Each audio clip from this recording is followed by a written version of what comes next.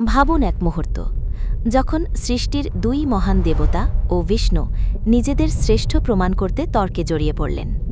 ঠিক তখনই আকাশ কাঁপিয়ে আবির্ভূত হল এক অসীম অগ্নিস্তম্ভ। তার নেই শুরু, নেই শেষ।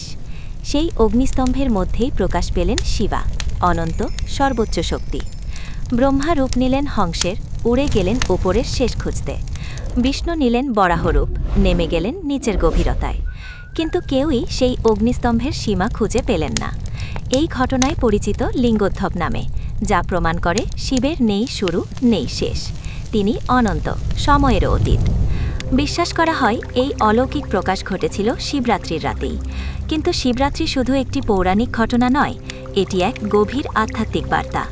শিবরাত্রি মানে অন্ধকার থেকে আলোয় যাত্রা, উপবাস মানে নিজের ইন্দ্রিয়কে নিয়ন্ত্রণ করা, রাত্রি জাগরণ মানে অন্তরের চেতনাকে জাগিয়ে তোলা, অভিষেক মানে নিজের আত্মাকে শুদ্ধ করা।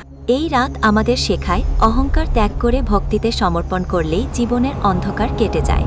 তৃষ্ণা, কারণ যে শিবের শরণ নেয় তার সামনে অন্ধকারও মাথা নত করে। ভালো লাগলে কমেন্টে লিখুন हर हर महादेव, हर हर हर हर महादेव, हर हर महादेव।